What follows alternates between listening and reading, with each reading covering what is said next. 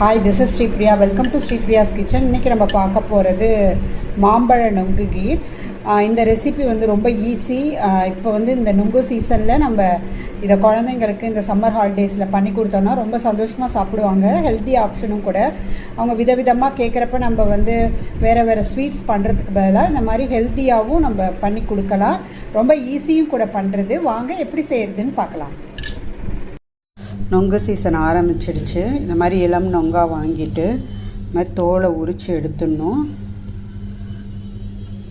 இது எல்லாத்தையும் நம்ம ஒரு தடவை தண்ணியில் வாஷ் பண்ணி எடுத்துக்கலாம்.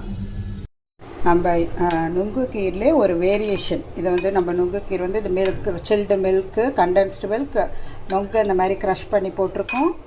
இப்போ பார்த்திங்கன்னா பொடியாக நறுக்குன மாம்பழம். நான் பங்கனப்பள்ளி எடுத்திருக்கேன். உங்களுக்கு என்ன மாம்பழம், நார் இல்லாத மாம்பழம் எது பிடிக்குதோ அதை எடுத்துக்கோங்க. அதனால் மிக்ஸ் பண்ணி விட்டு உங்கள் டேஸ்ட்டுக்கு தகுந்த மாதிரி இப்போ ஸ்வீட்னஸ் நீங்கள் சேர்த்துக்கலாம்.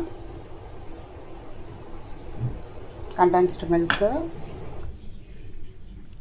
இளநீர் வச்சுருக்கேன், இது சில்டு மில்க்கு. இன்னும் கூட நீங்கள் மாம்பழம் போடலாம். உங்கள் விருப்பம்தான். உங்களுக்கு எவ்வளோ குவான்டிட்டி தேவையோ அது போட்டுக்கலாம். நம்ம நுங்கு சீசனில் இந்த மாதிரியும் நம்ம குழந்தைங்களுக்கு ஒரு சின்ன வேரியேஷன், ஒரே மாதிரி கொடுக்காம இந்த மாதிரியும் கொடுக்கலாம். டேஸ்ட் ரொம்ப எக்ஸலண்ட்டாக இருக்கும். இதில் நீங்கள் மேங்கோஸ் அரைச்சும் சேர்க்கலாம். பட் நான் சாப் பண்ணி போடுறதுனால டேஸ்ட் வந்து தனித்தனியாக தெரியும் நமக்கு. நுங்கு டேஸ்ட்டு, மேங்கோ டேஸ்ட்டு, இந்த மில்க் டேஸ்ட்டு எல்லாமே எக்ஸலண்ட் டேஸ்ட்டில் இருக்கும்.